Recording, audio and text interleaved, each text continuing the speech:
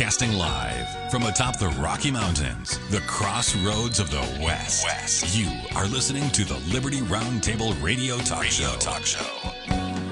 All right, back with you live, ladies and gentlemen, the Roundtable. Sam Bushman, Dr. Scott Bradley, freedomsrisingsun.com, and Vem Miller with me.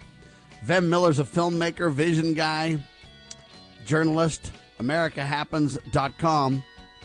Vem says Riverside County Sheriff Chad Bianco destroyed my life, attacked my family, and put a target on my back. You want to help the lawsuit against Riverside Sheriff Chad Bianco? GiveSendGo.com/defeat Chad Bianco. It'll be in the show notes as well, ladies and gentlemen. Donate liberally. That's the only time we believe in liberalism, is when you donate to our campaigns, because we need the support. Chad Bianco has a long history, ladies and gentlemen, of lies and corruption. Lies to the world. Said, hey, Vem Miller was an assassin. No evidence to that. No charges filed relating to that. As a result of Chad Bianco's lies, Vem has received and continues to receive death threats, an attack upon his name and reputation. Now, here's what's interesting to me. In the beginning, I was kind of like, all right, well, let's find out what's going on here. There's got to be a misunderstanding or something weird that's gone sideways. Let us see if we can help. Chad literally destroyed that opportunity. Why? I don't know. Why Chad thinks I'm against him? I don't know. I offered Chad to come on the radio with Vem if he wanted, or without Vem if he wanted, to tell his side of the story and to document some of the claims he's making. Hey, you know what? If there's fake IDs and stuff like that, you would think that the feds would be interested in that, wouldn't you? Well, they're not. Doesn't look like, doesn't seem like. There's no charges filed related to any of that, and it's been since October. What do we got? October 12th to November, December, January, February, March. I mean, we're 5 months plus in, baby, and there's nothing except for this misdemeanor idea that, he had some guns in his car.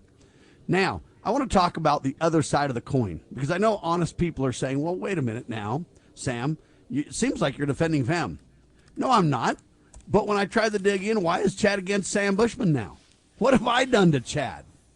All I've done is thought he was a nice guy, good sheriff, and didn't know him that well. But, hey, saw him in the news from time to time. And then I tried to reach out to him to try to mitigate this thing and try to help. You say, well, Sam, what makes you think that you would be of any help? Well, what about Sheriff Mack reaching out? Sheriff Mack helped with Randy Weaver and other cases. He's a law enforcement official that could de-escalate situations. Chad not interested at all. Why? You'd think Chad would jump at the opportunity to partner with people that could tell the rest of the story. But no. So why is Chad Bianco against Sam Bushman? That's what I don't understand. So I'm not against him, but I can't take his side in the story for several reasons. One, he says I'm on the other side of it. I'm not picking any side. Okay? Either Vem tried to commit an assassination attempt or he did not. And evidence will prove that either way. It's very simple. Either he has fake IDs or not. Either, okay, we can go on and on. Either he was a threat or he was not. And I'm telling you right now, the video, when Vem rolls up to the cop station or whatever like that and says, hey, here's who I am, here's what's going on. I mean, Vem's got all that video in his documentary about this. Okay, there's a whole documentary about this, folks. And so I'm just saying, how do you deal with all that? Well, here's what's interesting to me about Chad Bianco's situation now. This has gone viral. The news backed him. The threats are out there. All the stories are there. Now, what Chad's going to do about this, I don't really know. I don't see how Chad can really wiggle out of this one unless the corrupt courts help him. And I don't know if a change of venue would be necessary, or I don't know really what would be necessary. But let's talk about some of the, in my opinion, mistakes Vem Miller's made. I'm just assessing it from the outside. But the reason I want to bring these things up is because I think it's only fair that Vem respond to them. I don't want to just tell you my thoughts, and why not hear from Vem? Let him say what he wants to say. Okay, and then I'd like Chad to do the same, but Chad refuses. But Vem is willing, so here it is. So you know that California is like anti-gun to the hilt. Why would you ever go to California with guns in the first place, Vem? So the reason I was in California is because on October 5th, I got a tip about 150 semi-trucks and trailers that were transporting illegal election ballots starting in Tacoma, Washington at a port parking lot across California, New Mexico, Arizona, and Colorado. October 5th, the first whistleblower, which is a truck driver, tells me what's going on. October 8th, the second whistleblower comes to the forefront. And they send me bills of landing. They send me names, pictures. We do an investigation involving voter fraud teams. Patrick Byrne actually wrote an article about this because he was behind the scenes helping out with this matter. And we find out that the owners of the trucking company that's being used have a criminal history. One of the male owners committed rape 3 times and only paid a $200,000 fine. The female owner was convicted of fraud but also did no time. So it has all the hallmarks of people that are controlled by bad guys. So I drive, essentially I find out there's 2 truck stop locations in California, one in Northern California, one closer to Southern California, where these trucks are supposed to be congregating. So on the evening of October 8th, it was actually morning of October 9th, I drive to one of these locations and I have my firearms in the back of my SUV specifically because I'm going to be in a very dangerous location. And my goal there is to attain DOT numbers and other markings that are on these trucks so we could further this investigation. And so that's the reason why I had my guns. Then the morning of October 9th, I hear about this Coachella Trump rally. I called the head of the Clark County Republican Party, Jesse Law, asking him for some special entry tickets. And October 12th, I drive out to go to the rally. Now, what I need to make very clear, he gave you the tickets, though. Yeah, it came from the Trump campaign. And the reason I mentioned that he gave you the tickets is Vem, and this is the point that I want to drive home. Vem is a known entity, people. Don't act like Vem came from nowhere, like he crossed the border or something.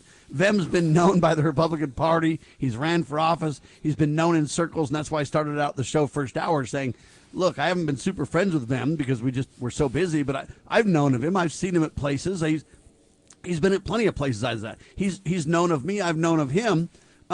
So Vem's not unknown to this crowd, and that's one of the biggest mistakes Chad made, right? Yeah. And so when I go to the Coachella Trump rally, I just want to be very clear here. I never tried to enter a Trump rally with guns. That wasn't even on the map. So I am 1 mile away, 1 mile driving distance away where the private parking lot for the special entries are. Before I even go to the private parking lot entrance. So it was never that I drove up and then some dude asked me. On my own, own will, I drove up to a police officer, or a deputy, I should say, 20 yards from the entrance of the private parking lot. Okay, and the goal there was, I was like, all right, I'm going to tell this guy that I have firearms. I'm going to explain that I'm part of the Republican Party. I'm even going to offer for them to hold on to it, right? And I thought the worst case scenario was being told to make a U-turn, and then I would have to take this 4-hour kind of sucky ride back to home, not having gone to the Trump rally. Okay, so people have said, oh, you did foolish things. You tried to enter a rally. No, the parking lot, and I know this because I've gone to 20-something Trump rallies, the parking lot and the rally location are always 2 separate locations because of bomb threats. And people could bring explosives in their car and do a Timothy McVeigh-style bombing. And we agree, justifiably so, right?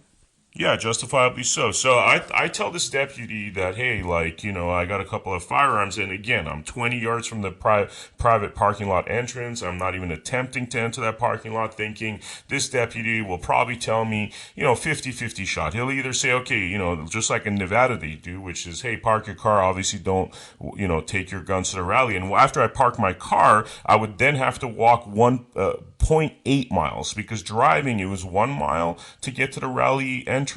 When you walk and cut through the field, it was 0.8 miles. So I thought he'll tell me, either park your car and then, don't take your guns out and walk to the rally, or make a U-turn and go home. It wasn't even if thought that something this insane would happen because it is so insane. Or maybe we basically put your guns somewhere and you get a ticket and it's kind of like holding your luggage at a hotel or something. Maybe due to the circumstances, they'll be like, hey, we know you're one of the leaders and okay, we're gonna maybe something like that can be worked out. Who knows? Anyway, the reason I wanted people to understand that is because I want people to get it. it's not like you just rolled to the rally with guns. That's not really what happened, and that's why I wanted your, discussion point. Doctor, do you want to add to this? When you hear the story, you kind of go, okay, well, you know what? I might not have done that, but I get it, right? Could I say one other thing? Sorry to interrupt, Of course, the doctor. Go ahead, and then Dr. Bradley. I just have to. So since then, while I was in Sacramento, one individual came up to me and said, "Hey, dude, I had guns in my car too, and I just didn't tell the police.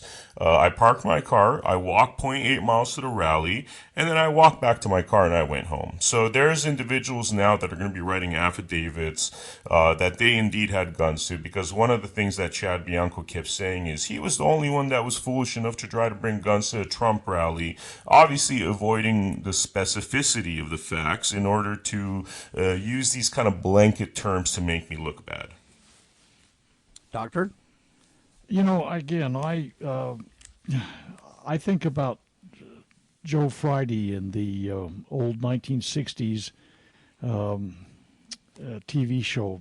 Just the facts, ma'am, just the facts. And it seems to me like the exposure of the facts is really important on this thing. And I would love to see full disclosure in a courtroom case, in a dispassionate kind of thing where people can say all of this stuff. I mean, honestly, Vem's biggest problem is his honesty, almost, it seems like, in this problem. Everything makes perfect sense. Well, that's right. If he had not said anything, he probably wouldn't have even had any issues, right? No, he wouldn't. And honestly, but he was trying to be candid and transparent and honorable and everything else, and wow. And I have been in scenarios with the exact outcomes he's just described, and without going into a lot of details, at one point, I was, entering a military base. I had firearms in the car, as I generally do, and they were not accessible. And they asked me if I had a sure. Well, suddenly it's a federal case, and all of the M16s and everything come out. And there was a major that ended up intervening finally after I'd been detained after a while. Other times, I've just declined to even participate. I mean, I got invited to a George Bush event at one point, and I said, I'm not even going to go to the event because I'm not going to leave my guns outside. And so I don't want to have a deal, so I'm just not even going to participate. It is just the nature of the beast today. And Vem got caught because of his honesty, but when he's able to explain, his intentions, his circumstances, and all of the surrounding issues, it's kind of like, okay, that makes perfect sense. Great. Now, let me ask you a question, Tim. Did they give you the chance to sit down and explain all this like I'm doing? No, they didn't even ask me any questions, and people keep asking me that question because they're like, why don't you just tell them? Well, I was thrown in the back of an SUV. It was 110 degrees. I passed out 3 times in the back of that SUV.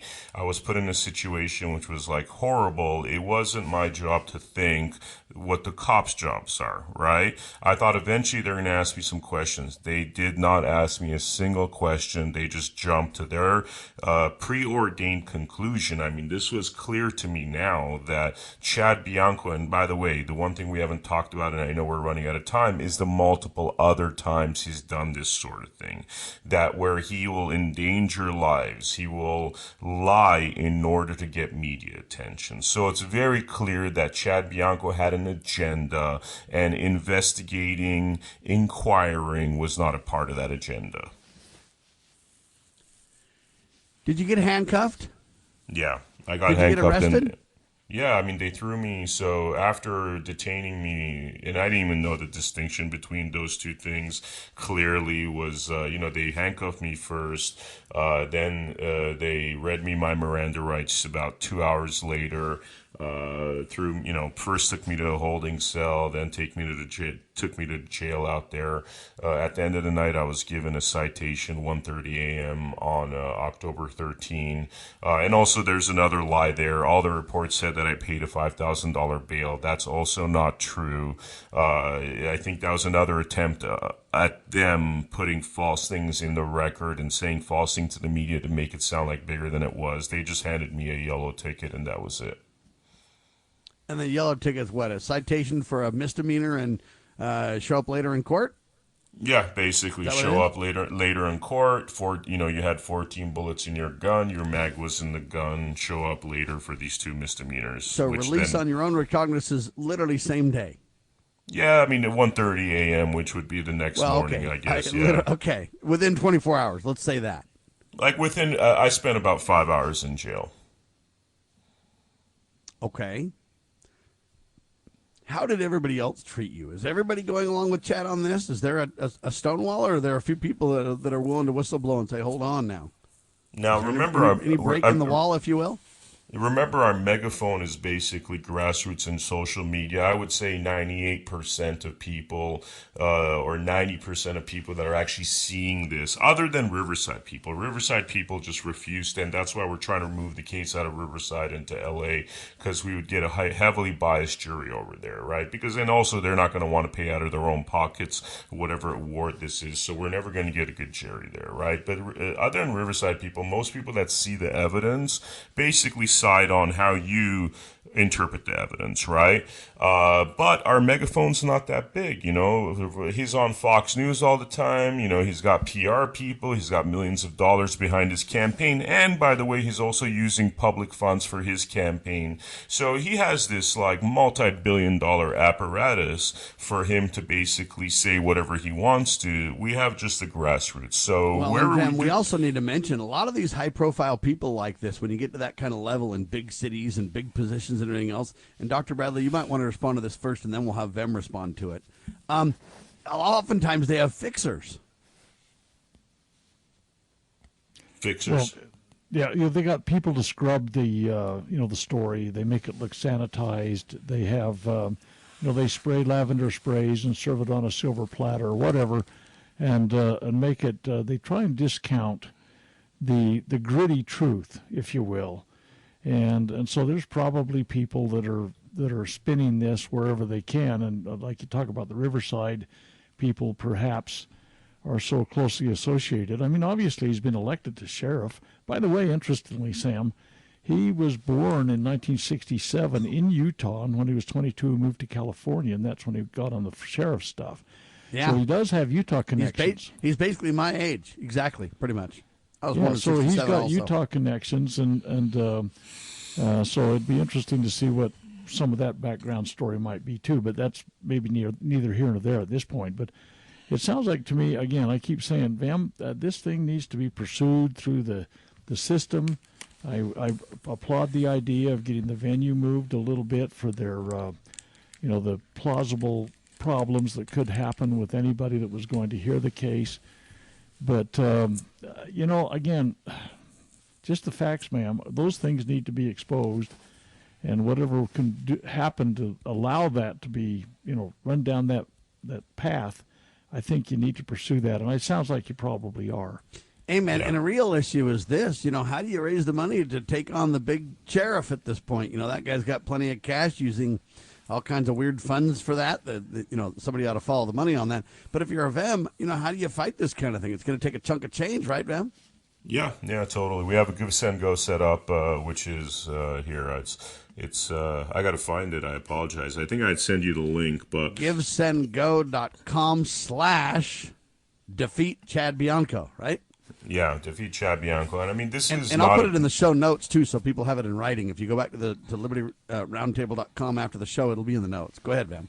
Yeah, and this is a public issue, right? Because for a week of a sheriff lying, so much catastrophic damage has been done to my life, and we hear this story over and over again with people that are entrusted with doing the right thing by our Constitution, but they abuse their power. If we don't make examples of people like this, that's why this journey to me is not about making sure Chad Bianco doesn't become governor, because I actually think he has zero chance in California of becoming governor, even if you remove my story out of it. Chad Bianco needs to be held accountable. So this reverberates, everybody else sees it, and frankly, if I win this case, which I believe I'm going to win this case, I'm not a man of luxury. This money is going to be invested largely into releasing media and going after the other Chad Biancos. Because right now we have such an inherently corrupt system, and that stuff doesn't happen in a vacuum. That stuff happens because it is allowed to happen. It's not the exception, it is the rule right now. And unless we fix that, we don't have a country. Dr. Bradley, I think this is something that's an uphill battle on Vem's case, primarily because what they try to do is run you out of money. I mean, this lawfare stuff is a problem. And now Chad's about to unleash the lawfare machine on Vem. Well, it goes back to that, the gendarmes being on the side of the lawbreakers and the, as we mentioned, the French term, as well as in the old Billy Jack film. When the police break the law, there is no law. There needs to be accountability, and there is. That's the whole reason the First Amendment, well, not the whole reason, but it's a very large reason about the First Amendment existing. Freedom of the press, freedom of speech was vouchsafed in the beginnings of this country to make certain that political wrongdoings, political threats had an opportunity to see sunlight. They needed to be able to see the breath of fresh air brought to the people. And sadly, Americans have been so complacent and complicit in all the things that the real meaning of the First Amendment is lost in pornography and licentiousness and everything else like that. But the real meaning of those aspects of the First Amendment is to make sure that these things are exposed so that they can be corrected so that we don't lose our liberty. That's what happens on Liberty Roundtable Live on the daily, ladies and gentlemen. Now I want to finish, because we're going to let Vem go at the bottom of the hour here. I want to finish by saying this. I've offered Chad the opportunity to be on the radio with you, Vem, and without you. And I'm offering, even after the fact, for him to change his mind and come back and tell his side of the story. I'll give him as much time as he wants. I'll give him 2 hours, a whole show, just like I've done to you almost. Not quite 2 hours, but are you willing to appear anywhere, anytime, with or without him? Yeah, 100%. But he won't do that. And I mean, I think honestly, he's like right now the leading Republican governor candidate. If you put him in a situation to debate this guy, which that's what it would be. It'd turn into a debate because the facts are true to what I'm saying and not what he's saying. So then it becomes about the myriad of other horrible things he's done. I believe something like that would end his campaign. So I don't think he's going to do it because already, like I said, I have piles and piles of information. One has to just go to americahappens.com. We have 2 pages. One's called The Third Assassin Hoax. There's another Chad Bianco page, specifically the crimes and grievances of Chad Bianco against Chad Bianco. And if you shine light on that, I mean, he's no longer a governor candidate, which honestly, if you're a Republican, you want a candidate that's going to win, and Chad Bianco is not even remotely close to that. So how do we get him out as sheriff? Is there a recall in California, or what are the options? Just wait till the next election? What can happen? I mean, lawfully, the Department of Justice and FBI should have. I mean, if I have this much evidence, they should have that evidence. And if they don't, they're welcome to contact me because by law, there's many ways to remove him. Or we wait to the election, but that's just sad that, like, that would be the process because no, he's not going to get elected to be sheriff again. I don't think so. And again, he doesn't have any chance of governor, but we really need to have better enforcement. If this was a January 6th person, they have a huge case built on that person with really no evidence. So if they could do that sort of thing in a rapid fashion, they could go after Chad Bianco with the amount of evidence that exists there in terms of his criminality. There you have it, ladies and gentlemen. And I know some people would be like, man, why are you guys taking out Chad? Hey, I'm offering Chad the same opportunity. I'm just telling you the evidence as I see it and my research. I submit my research is pretty stellar, though, when I literally send Chad a soundbite of himself saying it was a third assassination attempt, and then Chad saying he didn't say that. You guys go figure, okay? Vem, thank you so much, sir. We'll keep an eye on this case. We will not let it go. Thank you, sir. Thank you for your time. I appreciate you. Thank you. Vem Miller, everyone. Vem Miller. Great guy. investigative journalist, and more. He runs a website called America Happens where you can check out his films and a whole lot more, americahappens.com. Also help him with his fundraising. He's going up against the war machine and lawfare, folks. GiveSendGo.com/defeat Chad Bianco. Hang tight. Liberty Roundtable Live. How would you like to help this program reach more people and earn silver at the same time? Call or text 801-669-2211 for complete details. News this hour from townhall.com. I'm Rich Thomason. The latest release of JFK assassination documents may have crossed the line. A bit too much transparency. Sensitive personal information, including Social Security numbers, was unveiled in the newly unredacted JFK files released this week. Neither the White House nor the National Archives explained the decision-making process behind the public release of the information. But White House officials say a plan is in place to help, including credit monitoring offered by the National Archives, until new Social Security numbers are issued. Greg Clugston, Washington. President Trump is railing against judges who interfere in White House policy decisions. Mr. Trump calls Judge James Boasberg, a local unknown judge, a grandstander looking for publicity. Boasberg continues pressing the administration for information about deportation flights. Europe's busiest airport, London's Heathrow, shut down by a fire at an electrical substation, snarling the travel plans of hundreds of thousands of airline passengers. There have been more than 1,300 flight cancellations so far today. Canadian investigators say the Delta regional jet that crash landed in Toronto last month descended too quickly. 21 people were injured when the plane flipped over and passengers were left hanging upside down in their seats. A preliminary report from the Transportation Board of Canada says an alert sounded 3 seconds before impact, indicating a high rate of descent. The landing gear collapsed when it touched the ground. That's correspondent Tasha Stevens. In Orlando, Florida, it appears a Southwest Airlines flight crew mistook a taxiway for a runway and almost tried to take off. An alert air traffic controller aborted the takeoff just in time. Sell-off continues on Wall Street this hour. The Dow is down 227 points. The Nasdaq off 53. More on these stories at townhall.com. 3 years ago, I wrapped up a run of Annie playing Daddy Warbucks with the South Carolina Children's Theater. I was about 40, 50 pounds overweight, tired, sick, fed up with the way I felt. Hi, it's Mike Gallagher. I had to do something. I scheduled my weight loss consultation with PhD Weight Loss and Nutrition. And as they say, the rest is history. Just a few months, I lost over 50 pounds. I took control of my health. 3 years later, I've kept the weight off and I feel better than ever. If you are where I was, do what I did. Call PhD Weight Loss and Nutrition. It'll change your life. It's fast, it's simple.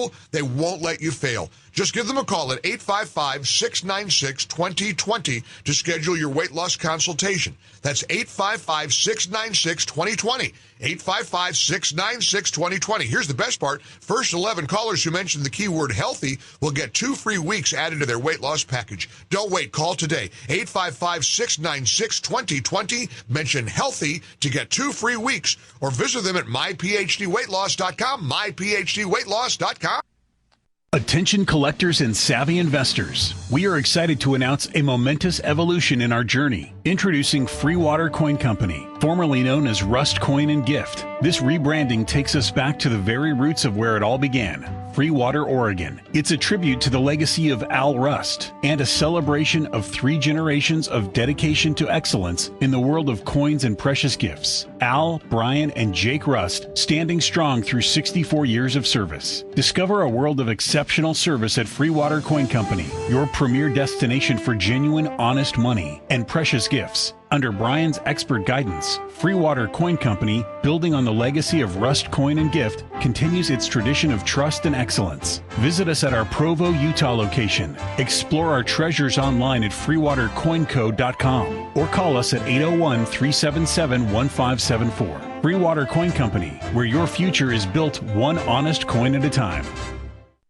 As you are aware, America is divided over every fault line possible. This is intentionally fostered by those who do not love God, family, or country. We believe a peaceful future as a free people absolutely depends on civility. Clarion Call for Civility is looking for funding and volunteers at every level to make our hopes and efforts a reality. Please donate, sign our pledge, and help us in our sacred cause. Please visit callforcivility.com for more details. Callforcivility.com. Bypass the mainstream narrative with Liberty News Radio at libertynewsradio.com. Engage with charismatic hosts live or on demand. We cover the crucial news focused on God, family, and country. News that other networks simply refuse to use. Think of LNR's hard-hitting news and podcast at your fingertips, anytime, anywhere. Join us at libertynewsradio.com. Empower your day with the truth, because the truth will set you free. libertynewsradio.com.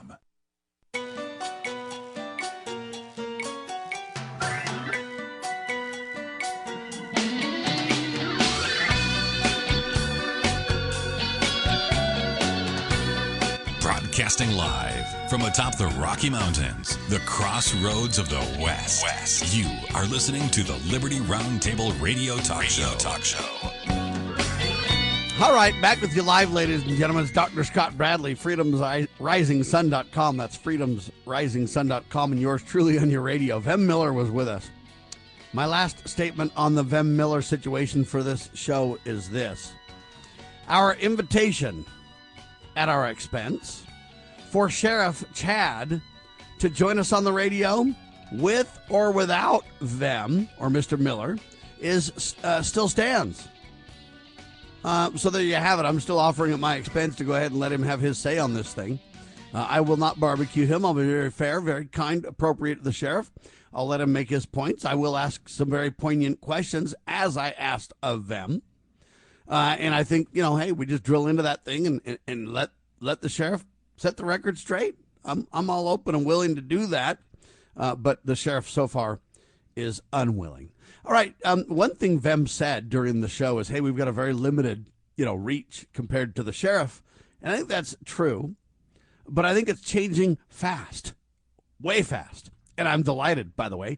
As I've mentioned, the new media is indeed taking center stage, ladies and gentlemen. And we've got more evidence to prove the point. Headline says, podcasting, the new mainstream. And this comes from a group called Podcast Business Journal. Podnews.net is where the details come from. It's a very, very interesting press release they've released, Doctor. What do you think? You want to break that down for us?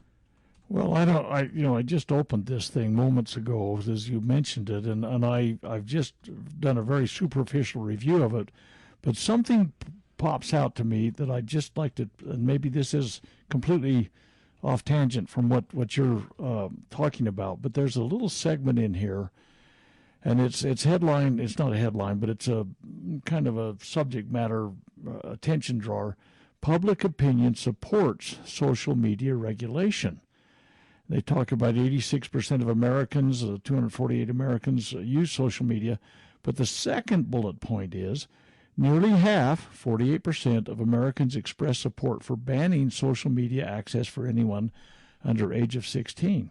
Yeah, now let me stop you there and say I disagree with this a gazillion %, and I think they're peddling propaganda.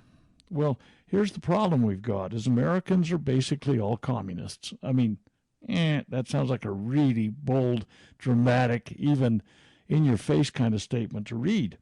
But most Americans have been fed the Bravo Sierra of the Communist Manifesto in little bits and pieces since they were in kindergarten, and through the media and through political statements and on and on and on and on. And this statement right here smacks of the sixth Communist Manifesto plank: centralization of the means of communications and transport in the hands of the state.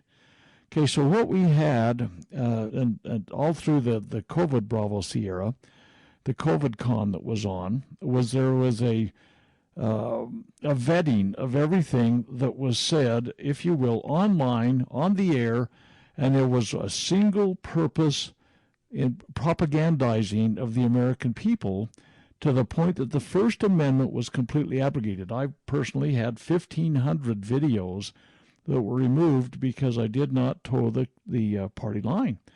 And they're just gone. Poof, everything's gone.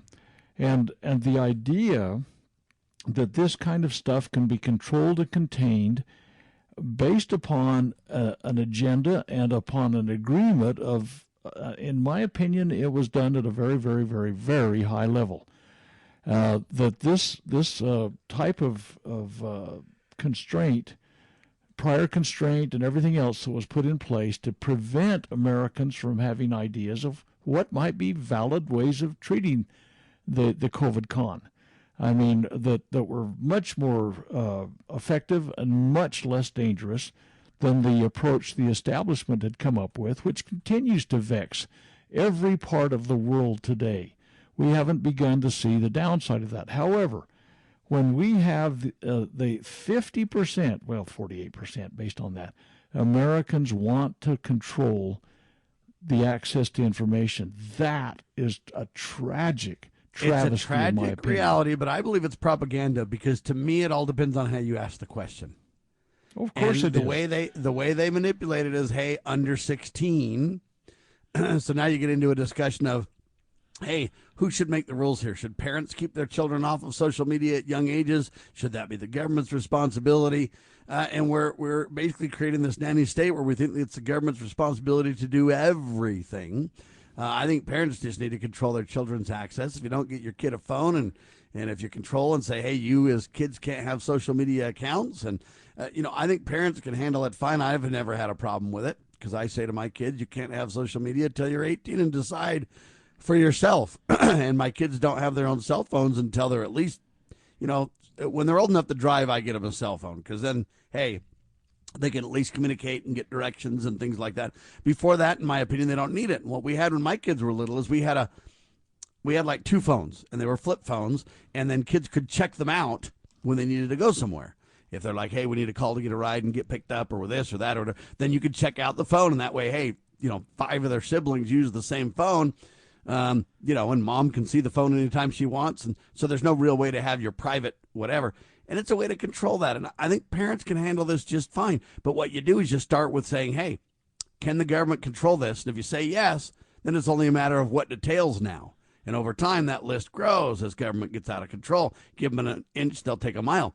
So to me, there's 2 big takeaways from this thing. 1, the propaganda being peddled here. And number 2, the increase of podcasting being a legitimate mainstream medium. But if we're not very careful, it's going to be controlled all by the few. And that's the risk we run as it grows. And we got to watch both sides of that, Doctor. Well, absolutely. The fact is we are at a breakthrough time in terms of being able to have a true First Amendment capability. The other hand of that, though, is if you look at what happened with Twitter and with YouTube and all of these other lame brain traditional kinds of exposures that have been emerging lately too, is that they became an instrument of tyranny, and that's the nicest thing I can say about them. There's probably young children listening. They are an instrument of tyranny, and what has happened is that whoever controls, you control the press, you control the education system, you control the future of America. And we need to be very, very careful. And we are a nanny state. Everybody wants to ask permission of government, and you bring up the right solution. The right solution is that families handle their own business. You sweep your own front porch, okay? You control and contain what is your children are being exposed to.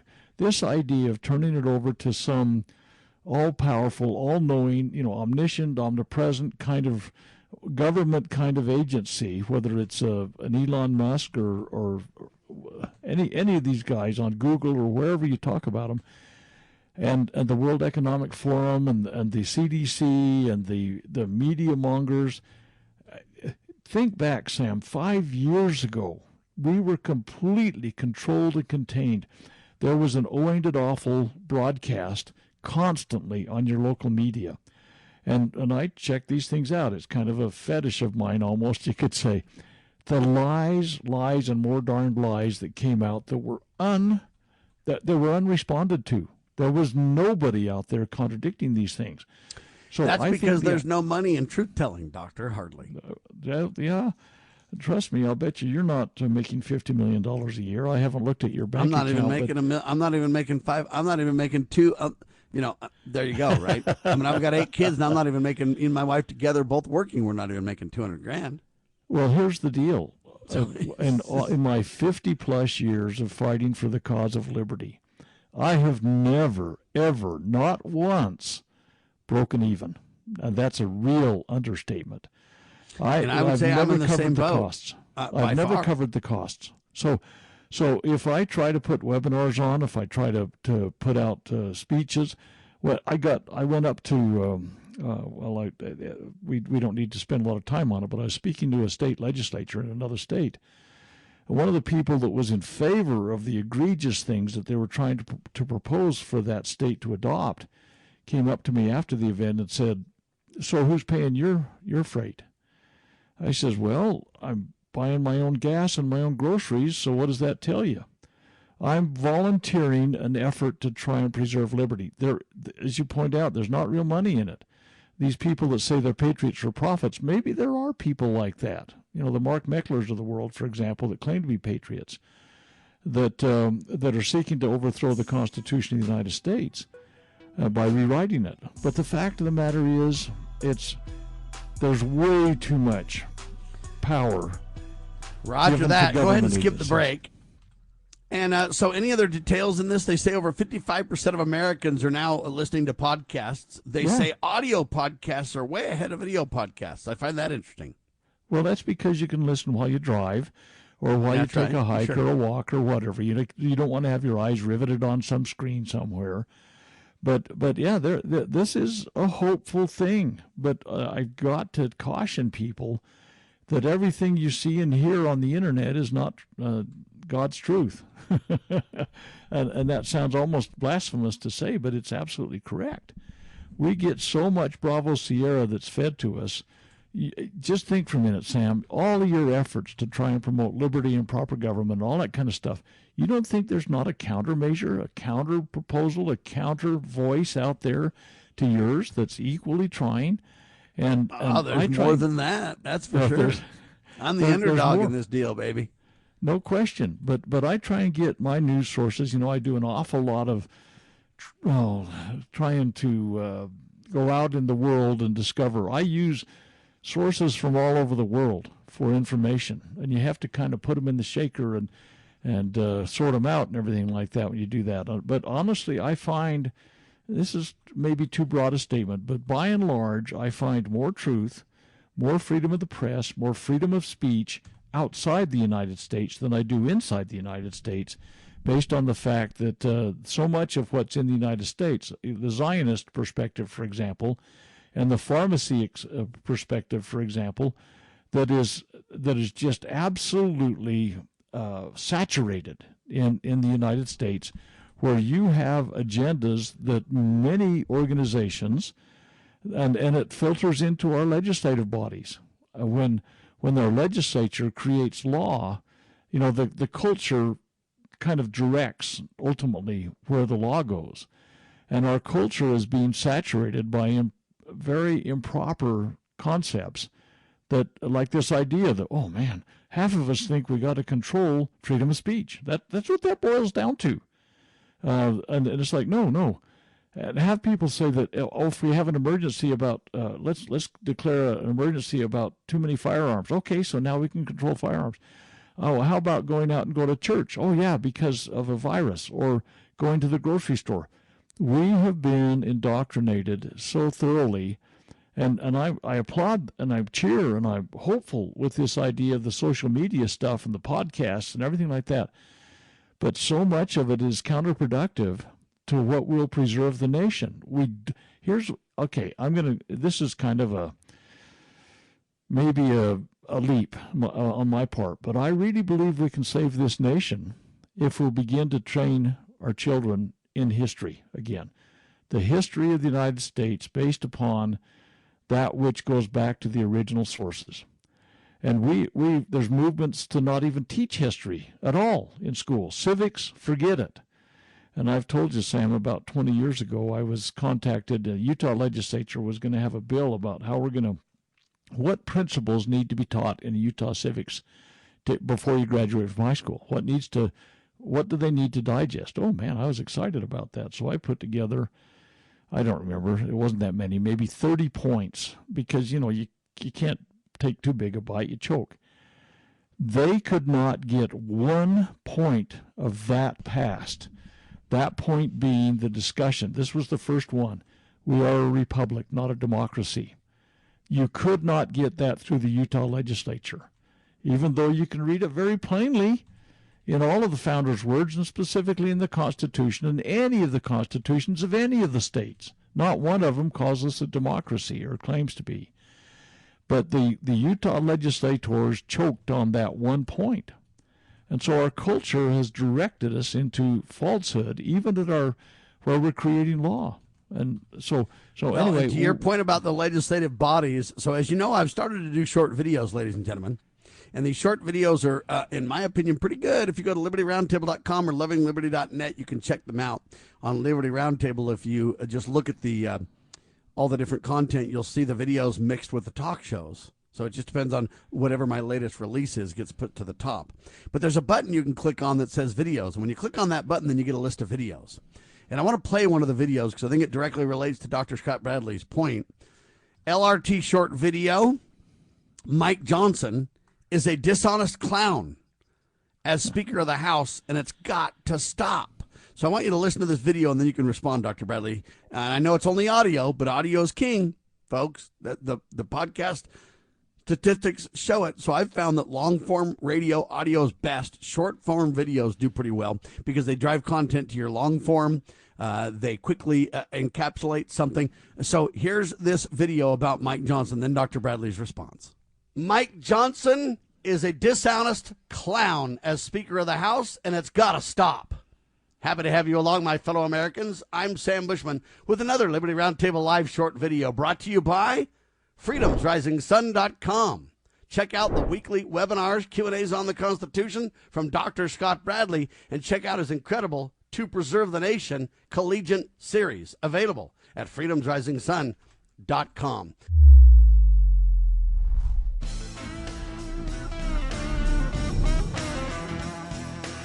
All right, Mike Johnson, ladies and gentlemen, sat behind the president during the presidential address to Congress and backed every move. Mike Johnson emails me over and over and over and tells you how incredible Donald Trump is. Please send Mike Johnson money. Sounds like a preacher almost. It's disaster. They tell you that you need to send your money to God, and they give you their address, don't they? It's a clown show. It's dangerous. It's problematic, and shame on Mike Johnson. Mike Johnson unveils funding bill literally 1 week before potential shutdown this weekend. Failed clown leadership is what I'm calling about it. Unveiled a measure to fund government through September the 30th. A 99-page legislative piece, I guess, is going to increase funding to the military by $6 billion, among other things. Raise the debt ceiling, just out of control. Mike Johnson every time has backed, voted for, and led Congress as Speaker to spend this money. Now he acts like it's the most horrible thing in the world. But he turns around and passes a continuing resolution at the end of 2024. Now he does it at the start of 2025, and he's going to do it again as long as you let him. Shut down government, ladies and gentlemen. Tell Congress to pass single-item bills. And every item must pass legislative, constitutional muster. When it does, fund it. When it doesn't, reject it. And open up government one piece at a time constitutionally and be transparent about what you're letting people vote on. Up and down votes on single-issue bills. Be transparent to Congress. Be transparent to the people. The sooner, the better. Otherwise, it's just a big clown show. We pretend verbally that we support decreasing spending, but every vote we deliver proves it's a farce. It's a sham. We need to reject Speaker Mike Johnson. We need to follow DOGE and really, truly decrease expenditures, and we need to have accountability. And you start with transparency, and then you prosecute those who are criminals and who are spending money without congressional approval or direction. If you've got money in a big old kitty, a big old slush fund, and you spend it for things Congress did not approve, you should absolutely go to jail. Go look at your Constitution. The House controls the purse strings. And Mike Johnson and clowns following him have sadly failed. Our prayers are that we can change the game while Trump's still in office. I'm Sam Bushman, and that's another Liberty Roundtable Live short video. God save the Republic. All right, there you have it, Dr. Bradley. Your quick response, then one final quick story before the end of the hour. Good grief, we only got 5 minutes. Yeah, that guy sounds just like you. Can you imagine? No, the facts because of the video editors, he's better than me. Oh yes, he really. Anyway, no, the facts that you speak there are absolutely essential that Americans begin to understand again. They really are required to pass at least 12 budgets. Okay, they break them in. You wanted single item budgets, and that would be wonderful, but 12 is what they're supposed to do. And they won't do that. And so there has been nothing to this point. All the DOGE findings are smoke and mirrors because the legislative has not taken them and passed them legally. Article 1, Section 7 about how you make a law. Article 1, Section 9, Clause 7 says the only thing you can spend is what's legally authorized to be spent. They have not changed anything. Everything that DOGE has come up with, if there's billions or trillions, it doesn't matter, because at this point there has not been a legislative enactment that corrects those things. So yes, the legislature really is complicit and compliant in all of the things that they're trying to pour our taxpayer dollars out the window, and our legislature is responsible to fix this. And so far they have not. All they've done is kick the can down the road to September 30th. Yeah, so here's the proof in your point about DOGE, and I appreciate DOGE exposing things. Now we need Congress to back the play here to get it done. But here's what DOGE did. DOGE emailed me, and they said, Sam, we want you to take a survey. And so my headline is this: Clown question from DOGE. Here's what they asked me. Sam, should Trump go after the BATF? Are you kidding me right now? At this stage in the game, you're going to ask me if they should go after it? No, you shouldn't go after it. You should absolutely shut down and prosecute. Don't just go after. Shut it down and prosecute, because it has no constitutional authority. It's judge, jury, and executioner. It's criminal all the way through. The BATF is a sham. You're literally going to email me and say, hey, we got a questionnaire for you. Should we go after DOGE? It's a clown question at this point, Doctor. Well, actually, these are fundraising messages to you, and people get this reaction. They say, oh, my goodness, yes, let me send you money. We're going to help with this. No, it is simply it's a sham and a scam to get money sent into them, and a lot of people fall for it. I mean, it's kind of like change you can believe in, the old Obama slogan. Everybody reads it the way they want. The only change I believe in is called repentance, Doctor. Yeah. Yeah. So what's your other issue? I know we're getting short on time. Oh, that's the DOGE one. Because DOGE is literally asking me questions like this. Like, do they need a poll to find out what they need to do? Look, the education department. Donald Trump signed a big bill, or signed a big old, executive order to shut down the education department. You know what? I commend Donald Trump for trying to say that he's aboard. Send me legislation, I'll sign it. But until Congress doubles down, it's worthless. It means nothing. Won't happen. It'll be overturned if enacted at all. So you need Congress. Well, Mike Johnson is slow walking everything intentionally. He's giving thumbs up to the Donald verbally and emotionally and in the press, but he's undermining Donald Trump by slow walking everything. What have they accomplished in the last 11 weeks they've been there? And the answer is hardly anything. A couple of appointees have been confirmed.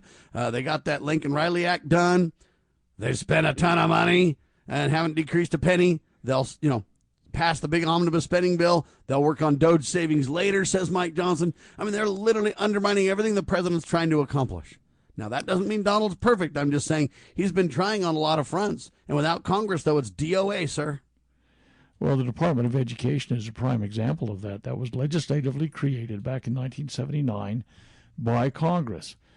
So it's got to be legislatively shut down. It stands to logic, right? Everything that Trump is trying to do on that thing, and he's putting Linda McMahon saying they want to shrink it, and they're probably half the staff they've got.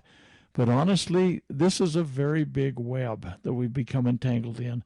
and all of the fear-mongering that's going on. This is going to be a hard-fought battle because of education, again, the 10th point of the Communist And I don't Manifesto. even know at this point if Trump is truly trying to do this, or if they know it's a sham, or if he's really trying and Congress is just undermining him. And I mean, it's hard to know who's who as well. That is. But this is going to take a battle in the trenches, and it ain't over yet. And we're going to have to watch this very carefully. Y'all better demand your members of Congress double down and jettison and shut down the Department of Education, or every next election they go bye-bye. Until Americans get that serious, ain't going to change, people. The only kind of change I support is repentance. We, the people, need to repent and turn to God Almighty. And the sooner we do that and embrace God, family, and country, and the protection of life, liberty, and property, using the supreme law of the land as our way back to preserve the nation, in other words, that's the only way forward, if you will. FreedomsRisingSun.com, LovingLiberty.net. God save the Republic.